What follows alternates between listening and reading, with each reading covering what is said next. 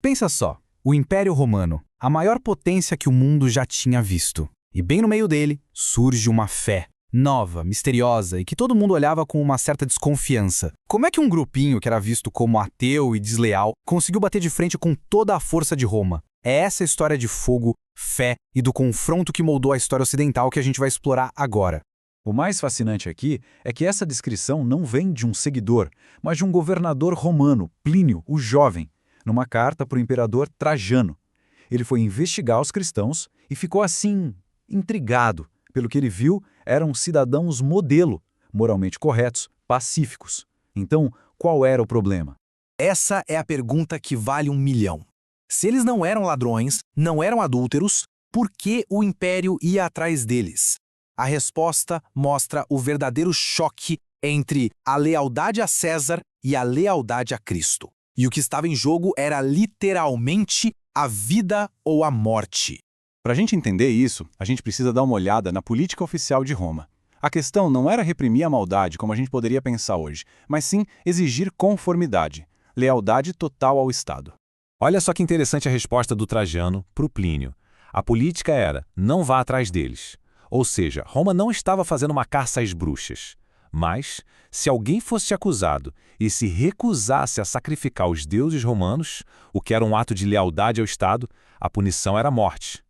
O crime, percebe, não era imoralidade. Era algo muito mais perigoso aos olhos de Roma, deslealdade. Ao se recusarem a adorar os deuses do império, eles estavam, na prática, cometendo traição. E é nesse cenário que surgem figuras que desafiam a nossa lógica moderna. O primeiro é Inácio, o bispo de Antioquia. Ele não apenas encarou a morte de frente, ele a abraçou. Tenta imaginar a mentalidade por trás de palavras como essas. Enquanto era levado para Roma para ser executado, Inácio escrevia cartas para as igrejas, não pedindo resgate, mas implorando para que ninguém interferisse. Para ele, o martírio não era o fim, era o começo, o ato final de ser um discípulo. A teologia por trás dessa imagem é algo realmente impressionante. Inácio não via a própria morte como uma tragédia, mas como uma transformação, quase como um sacramento. Ser moído pelas feras era se tornar pão, um sacrifício unido ao de Cristo. É uma visão radical e de uma convicção profunda. E para ninguém pensar que isso é só uma lenda, a base histórica da história de Inácio é bem sólida. Os historiadores confirmam esses pontos-chave. Ele foi uma figura real, e tanto as cartas dele quanto o seu martírio tiveram um impacto gigantesco na igreja primitiva. Agora, vamos para a história central desta nossa análise, a de Policarpo, um bispo já idoso de Esmirna. O julgamento dele é um dos dramas mais bem documentados e comoventes de toda essa época. A história parece se desenrolar como uma daquelas tragédias gregas, sabe? 3 dias antes de ser preso, Policarpo sonha que seu travesseiro está pegando fogo e entende que vai morrer queimado. Quando os guardas chegam, ele se recusa a fugir. A calma dele é tão impressionante que ele chega a servir uma refeição aos seus captores antes de ser levado ao estádio. Lá no estádio, o procônsul, a autoridade romana, talvez até com um pouco de pena do velho, oferece uma saída fácil. Era só fazer um juramento de lealdade e dizer uma frase: abaixo os ateus. O que é irônico porque ateus era justamente como os romanos chamavam os cristãos por não adorarem seus deuses. E aqui está o momento crucial. A resposta de Policarpo ecoou por séculos. Não é um argumento teológico complicado. É um testemunho pessoal, inabalável, de uma vida inteira de fidelidade. Para ele, negar a Cristo seria trair seu amigo e salvador mais leal. O procônsul, então, aumenta a pressão. A conversa não funcionou, então ele parte para a ameaça. A escolha era clara: ou você se retrata, ou vai ter uma morte terrível. Mas Policarpo vira o jogo. Ele contrasta o fogo passageiro do carrasco com o fogo eterno do julgamento. A perspectiva dele não está no aqui e agora, mas na eternidade. Ele não tem medo do que o procônsul pode fazer, porque a sua fé está num poder muito maior. A multidão explode de raiva, e a reação deles mostra o quanto Policarpo era influente. Ele não era qualquer um. Era visto como líder de um movimento que ameaçava a própria estrutura da sociedade romana. E por isso, eles exigiram a pena mais severa: ser queimado vivo.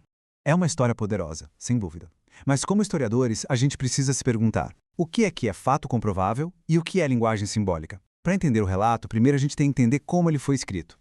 Este slide é fundamental para a gente ter uma compreensão mais madura da coisa. Do lado esquerdo temos o núcleo histórico, aquilo que é amplamente aceito como fato. Policarpo existiu, foi bispo, foi julgado e executado. Do lado direito temos a linguagem teológica, uma voz que vem do céu, fogo que não o queima, um aroma celestial. O objetivo aqui não é desmascarar a história, mas sim entender o propósito dela.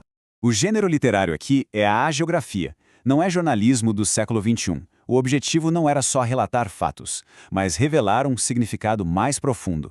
Os eventos milagrosos são narrados para mostrar que a morte do mártir não é uma derrota, mas uma vitória espiritual, uma participação direta na morte e ressurreição de Cristo.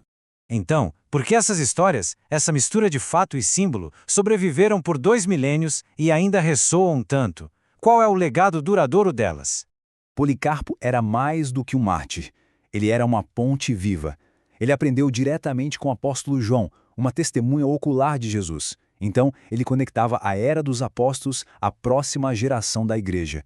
A vida e a morte dele eram uma garantia de que a fé que estava sendo passada adiante era autêntica. E é por isso que essas histórias foram contadas e recontadas, se tornando os relatos fundadores da igreja.